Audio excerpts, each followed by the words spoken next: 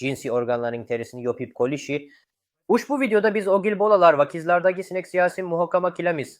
Keling, qizlardan boshlaylik. Bu narsa juda keng tarqalgan emas. Bu 0 dan 6 yoshgacha bo'lgan qizlarning o'rtacha har 2% dan birida uchraydi.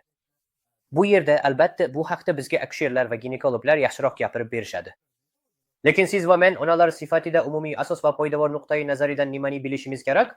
Sinehiyalar bu shunday biriktiruvchi to'qimalar yopishmalari bo'lib, biz ularni qiz bolaning jinsiy lablarini ajratsak, ko'rishimiz mumkin. Agar biz shunga ko'ra bu jinsiy bo'shliqni ko'rsak, unda hamma narsa ajoyib va yaxshi. Ammo agar biz bunday biriktiruvchi to'qima iplarni ko'rsak, unda bizda sinehiya borligi ehtimoli bor va ular mavjud. Nimani bilish muhim? Ko'pincha bularning barchasi ozozdan ketadi, ammo ba'zi hollarda dori-darmonlar qo'llaniladi.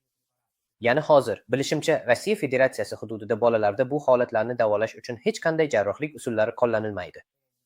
Hozirda oddiy egallar ishlatiladi, ular biroz yumshatadi, cho'zadi va ularni chiqarishga yordam beradi. Shuning uchun xavotir olmang, ular bilan hammasi yaxshi, zo'r va ajoyib bo'ladi.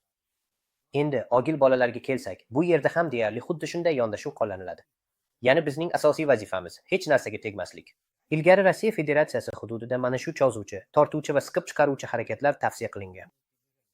Doktor hamkasblar onalarga bolaning jinsiy a'zosini vannada buglashni tavsiya qilishgan, to'g'rimi?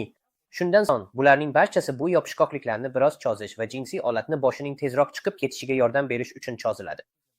Ammo bularning barchasi yolg'on, uydirma, firibgarlik va provokatsiyadir. Chunki hozirgi zamonaviy manbalar shuni aytadiki, hech qanday suvli sharoitda bu yopishqoqliklarni cho'zish mumkin emas. Chunki har bir cho'zish aslida o'ziga xos mikrojarohat bo'ladi. Natijada mana shu nozik yopishqoqlik jarohat tufayli qo'pol chandiqli birikmaga aylanadi. Ya'ni tasavvur qiling, agar doimiy ravishda chizgich bilan qo'lingizni shunday ishqalab tursangiz, avval kichik tirnalish paydo bo'ladi, keyin chuqurroq kesik hosil bo'ladi, undan keyin esa chandiq paydo bo'ladi. Shuning uchun, agar farzandingizda jinsiy a'zo sohasida chandiqli fimoz paydo bo'lishini xohlamasangiz, bolada jinsiy a'zoni o'zingiz ushlamang va bu ishni bolalar urologiya shifokoriga topshiring.